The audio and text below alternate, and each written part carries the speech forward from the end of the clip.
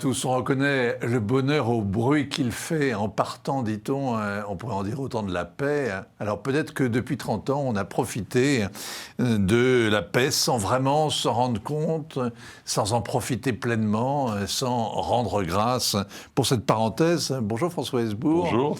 Bienvenue sur ce plateau de Télé Sud. Merci de nous avoir rejoints. Alors autrefois, Alors d'abord, il faut que je vous présente. Vous êtes conseiller spécial à la Fondation pour la recherche stratégique. À chaque fois, je vous pose la même question. À chaque fois, vous me faites la même réponse. Ça ne doit pas être la bonne réponse, que je l'oublie toujours. Pourquoi spécial ? Parce qu'on n'a pas de conseillers pas spéciaux. C'est un petit peu, vous savez, comme les préposés de la Poste. Il n'y a plus de facteurs. Oui. On devient préposé au poste. Eh bien, c'est pareil dans les think tanks. Dans la presse, c'est la même chose. On est forcément spécial. Il y a toujours des envoyés spéciaux aussi dans les rédactions. J'ai jamais rencontré un envoyé ordinaire.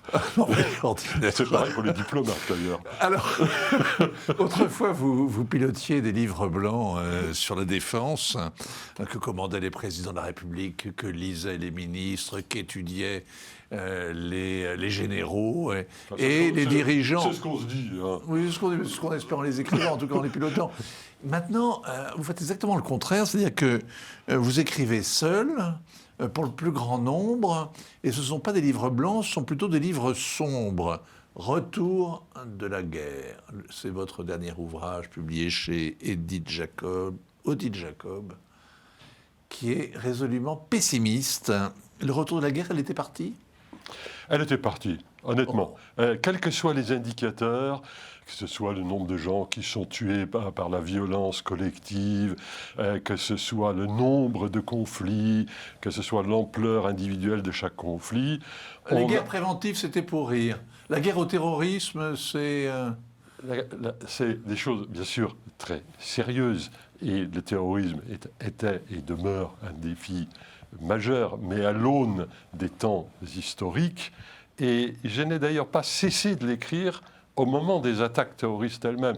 Je disais, écoutez, c'est très sérieux, c'est très grave, mais il est un fait que nos grands-parents ou les ancêtres de nos grands-parents avaient vécu à une époque où la violence collective était autrement importante, autrement bouleversante. Ce n'est pas pour minorer ce qui s'est fait, mais si l'on regarde sur, 4 siècles, 5 siècles, depuis que des États modernes existent, depuis la paix de Westphalie en 1648, nous sommes sortis d'une des époques les plus paisibles, à l'échelle du globe, hein. Localement, ça va être très différent. À l'échelle du globe, les époques les plus paisibles au cours de ces 5 derniers siècles. Pour en trouver une pareille, il faut aller entre la guerre de 1870 et la guerre de 14. Là, on avait quelque chose d'assez comparable, sauf encore une fois, localement, parce qu'évidemment, les peuples colonisés... Voilà, sauf les Malgaches, il y en a pas mal qui pourraient vous dire le contraire. Exactement. Mais globalement... Vous diriez que les petites guerres locales faisaient la paix globale ? Non.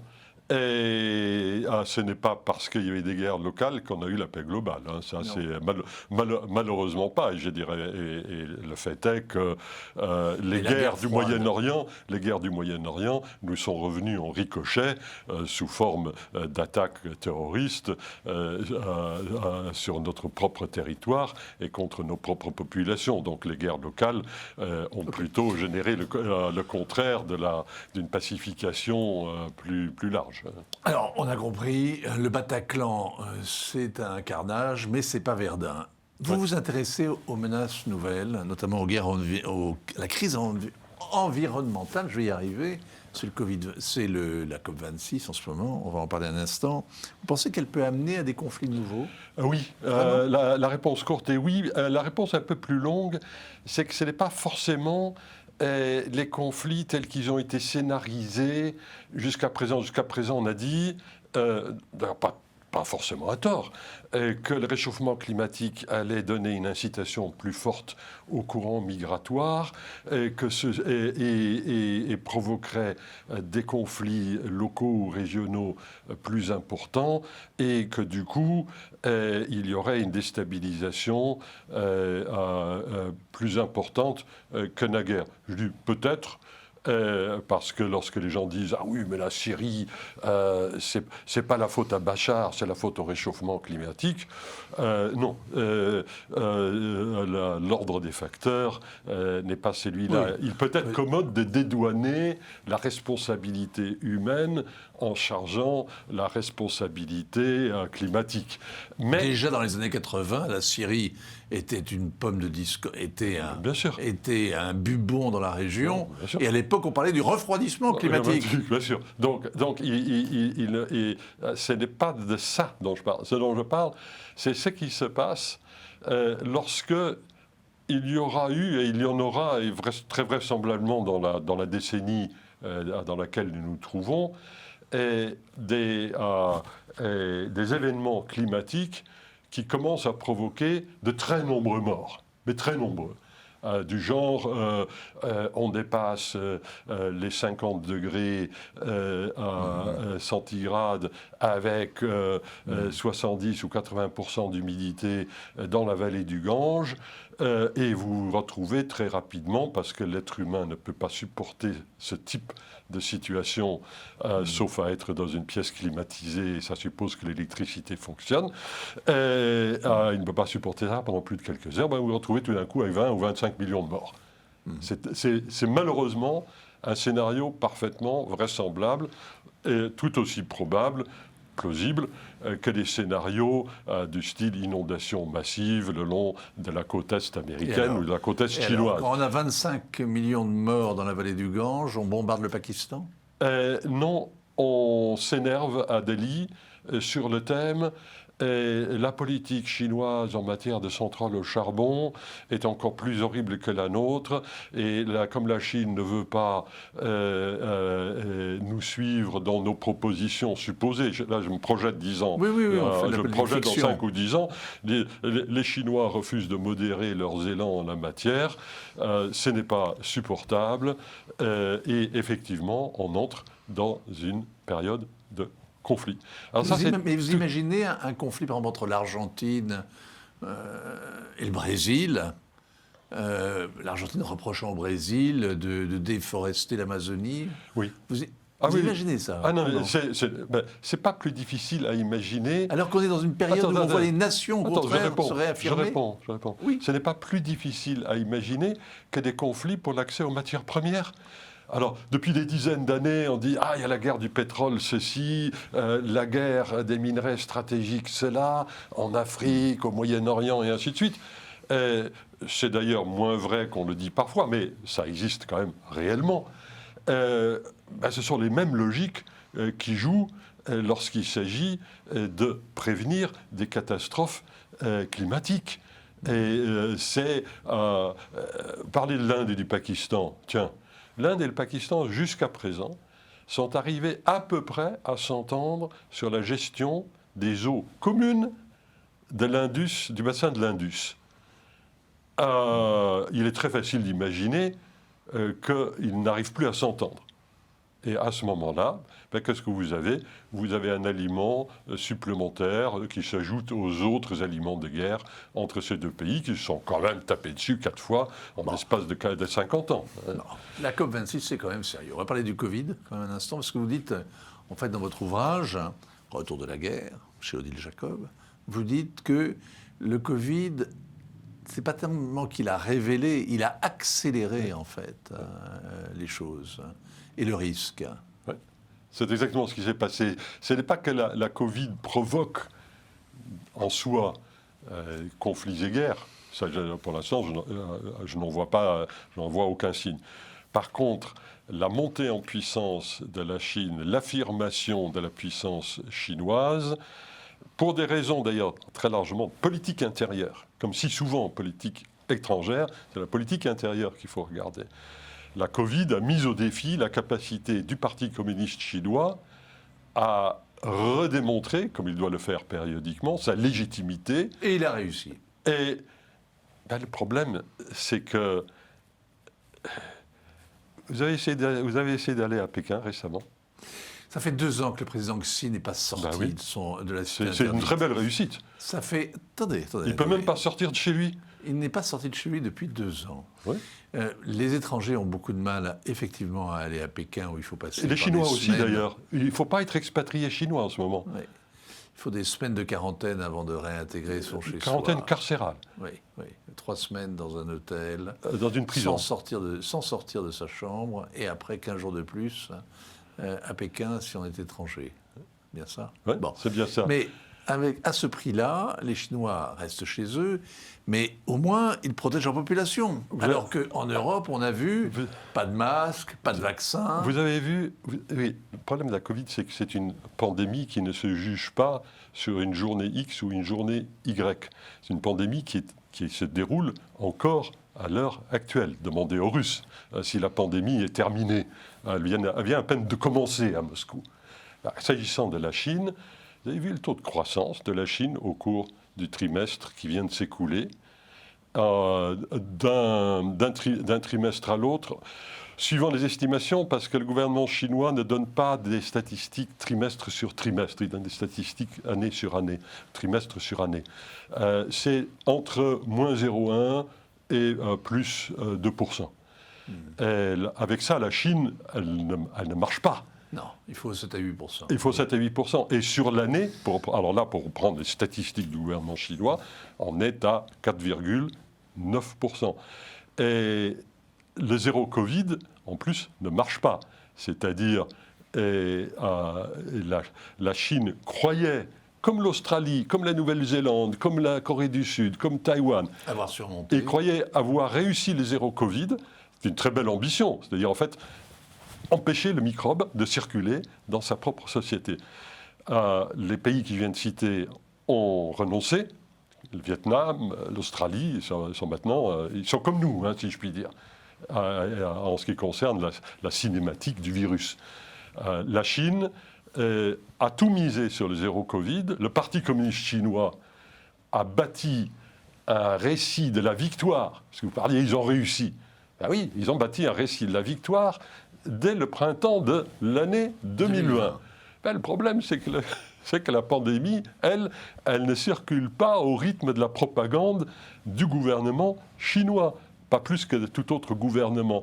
Et le résultat, c'est qu'ils se sont enferrés dans une politique de laquelle ils ne peuvent apparemment pas s'extraire sans risque substantiel pour la préparation du congrès du Parti communiste chinois en 2022, qui doit normalement mettre Xi Jinping sur le même piédestal que Mao Tse-tung, c'est-à-dire, j'allais dire, président à vie, et avec entre guillemets, des super-pouvoirs encore plus importants que ce qu'il avait. Alors, est-ce que vous iriez jusqu'à dire que finalement l'Occident a réussi à s'adapter après avoir beaucoup hésité, avoir pris des décisions qui étaient malencontreuses. La pandémie n'est pas terminée.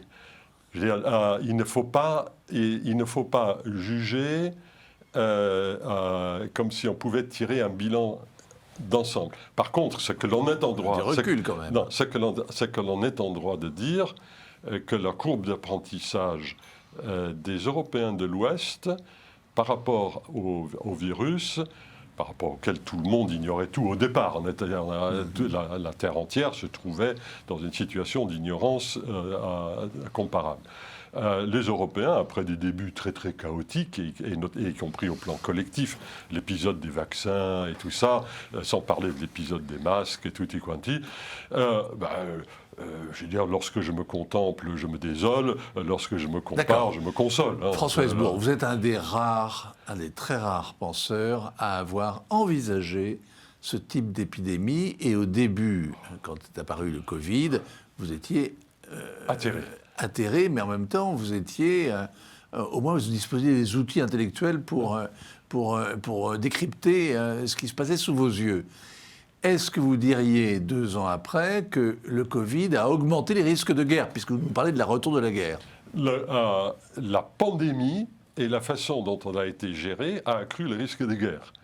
Dans le sens où la montée en puissance de la Chine et la nécessité pour le Parti communiste chinois d'affirmer sa légitimité et sa puissance, qu'il a eu raison, l'incite à faire montre d'un comportement belligène, notamment vis-à-vis de Taïwan, avec les incursions aériennes et ainsi de suite. Et de l'autre côté, du côté des États-Unis, on a un processus un peu comparable, à savoir que les Américains, ils n'ont pas su faire le consensus sur le Covid. Ils n'ont pas su faire le consensus sur à peu près quoi que ce soit. Il y a un seul sujet sur lequel les Trumpiens Taïwan et les Bideniens s'unissent, c'est la confrontation avec la Chine. Donc, dans cette espèce de désastre mental, social, sociétal qu'a été la pandémie, à quoi on se raccroche entre républicains et démocrates? Le seul sujet sur lequel on arrive à travailler ensemble, c'est la relation à l'encontre de la Chine. Alors quand vous avez deux grandes puissances qui sont sur des trajectoires convergentes de ce genre, et la convergence n'est pas faite pour s'embrasser, elle est faite pour se confronter. Oui, la logique de politique intérieure, c'est effectivement d'aller vers l'affrontement. Vous pensez quand même que les Américains pourraient mourir pour Taïwan? Je ne sais pas. Pendant la guerre froide, on n'a jamais eu à mettre à l'épreuve le même questionnement. Est-ce que les Américains sont prêts à mourir pour Paris Brest, ou pour Stuttgart ou pour Berlin? Et la crise des fusées de Cuba nous a amenés à l'époque vraiment au bord de la guerre nucléaire. Mais justement là, on n'était pas dans une situation du type que vous venez de décrire. Donc en fait, on ne connaît pas la réponse à cette question. La question pour les Américains comme pour les Chinois est de savoir si l'un ou l'autre peuvent courir le risque de mettre à l'épreuve. Alors, ce qui est très inquiétant dans votre ouvrage, qui fait réfléchir, c'est que vous révélez justement que pendant la guerre froide, vous racontez que pendant la guerre froide, Américains et Russes ont eu l'idée sage de mettre au placard un certain nombre d'inventions, d'armes nouvelles, qui pouvaient finalement représenter une rupture stratégique et une menace par rapport à l'équilibre de la terreur qu'ils avaient réussi à forger ensemble. Et donc, ce sont les armes que l'on dit hypersoniques, c'est ça? Hyper véloces. C'est-à-dire les missiles qui vont plus vite. C'est dit ou c'est dit. Voilà. Les missiles qui vont dans la stratosphère et dont on ne peut pas déterminer en fait quelle est la trajectoire. Les bombes qu'on met en apesanteur aussi, pourquoi pas. Les bombes orbitales. Les bombardiers donc hypersoniques, c'est extravagant. Toutes ces armes que Vladimir Poutine avait annoncées il y a 1 an et demi, 2 ans, dans une espèce de démonstration qui avait fait ricaner en Occident, mais il faut dire que il conteste actuellement. Le lieu de l'annonce, c'était la salle du manège, qui se trouve en face du Kremlin. Alors évidemment, tout le monde a tout de suite parlé des armes du manège, ce qui effectivement ne fait pas, entre guillemets, très sérieux. Oui, mais le manège, c'est bien pour faire de la gesticulation. Les armes sont très sérieuses. Cela étant dit, et Dieu sait si je ne suis pas réputé être un camarade du camarade Poutine, le fait est que les Russes conservent, avec les Américains, des référentiels communs en matière de stabilité de la dissuasion. C'est un sujet, ils savent que c'est vraiment important et que tout ça est vraiment dangereux. Pas les Chinois. Et pas les Chinois.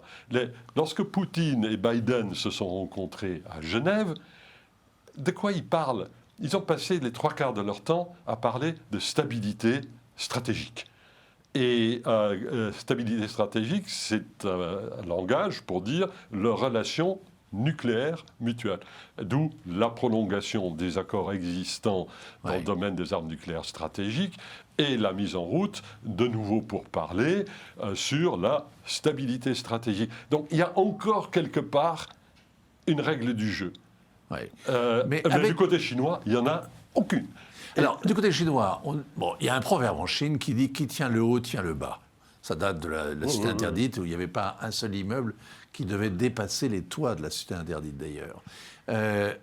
Aujourd'hui, on découvre, a posteriori, que les Chinois maîtrisent un certain nombre de technologies, notamment spatiales, notamment en matière de missiles balistiques, qui inquiètent vraiment. Oui, bien sûr. Elles inquiètent non pas forcément à cause des technologies elles-mêmes, et c'est là où le traitement politique et parfois médiatique s'est un petit peu trompé de cible. Par exemple, les armes orbitales qu'on évoquait il y a quelques instants. Les armes orbitales, c'est pas très compliqué à faire. C'est-à-dire, si vous savez faire un satellite et si vous savez faire une arme nucléaire, ben vous pouvez envoyer une arme nucléaire en orbite et vous choisissez de la désorbiter au-dessus de la ville de X ou de Y sans crier gare et sans prévenir.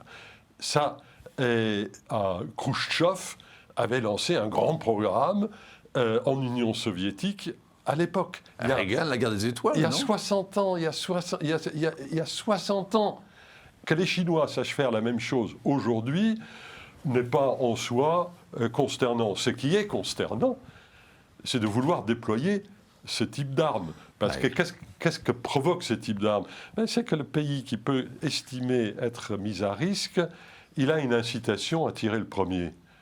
Est-ce que c'est une très bonne idée de se mettre dans des situations de crise où l'on perd la maîtrise de la crise, puisqu'en fait on confie à l'adversaire le soin de tirer la conclusion qu'il a intérêt à tirer le premier. Et là, on tirait le premier, pas pour tirer des billes, pour tirer des armes nucléaires. Et ça, c'est ça qui est effrayant. Le monde est de plus en plus dangereux. Les Nord-Coréens auraient la possibilité, avec un sous-marin, de faire une deuxième frappe, peut-être, sait-on jamais. Du coup, ils deviennent réellement, effectivement, invulnérables.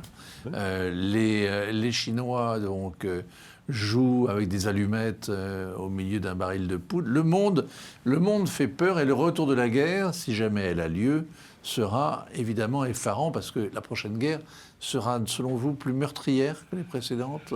Elles seront, plus exactement, parce qu'on en parle aux multiples, et ce ne seront probablement pas, et on peut l'espérer, du moins des guerres mondiales, mais ce seront des guerres entre nations, et pas simplement entre des bandes de terroristes et des États.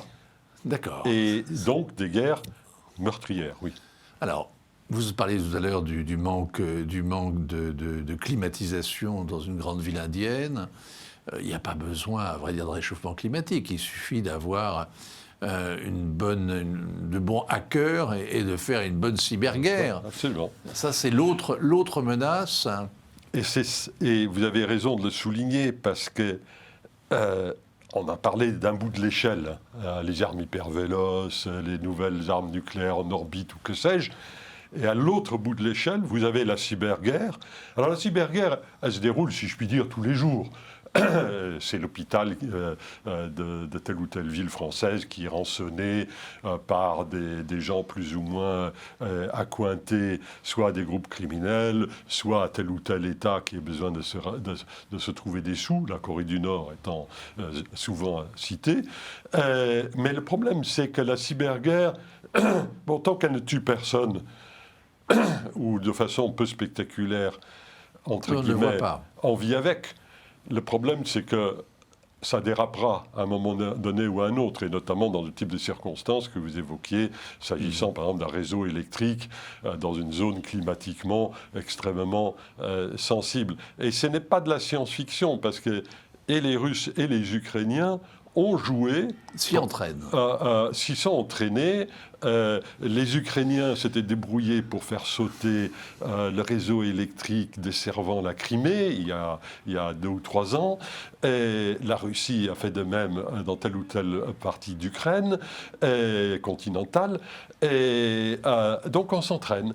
Et le passage de ce qui relève du gamin de 15 ans devant son ordinateur à la guerre nucléaire, le problème c'est qu'il n'y a pas de césure, il n'y a pas de coupe-feu. Pendant la guerre froide, ce n'était pas compliqué. Tant qu'on ne tirait pas, on n'était pas en guerre. Aujourd'hui, on ne sait pas très bien quand ça commence, quand ça finit. On est dans quelque chose qui est à la fois plus instable et de beaucoup moins délimitable en termes de gestion de crise. C'est formidable. C'est l'actualité sous tension, mais pas parcourue avec d'un côté les bons, de l'autre côté les méchants, le blanc, le noir. Tout est gris et il y a toutes les nuances du gris.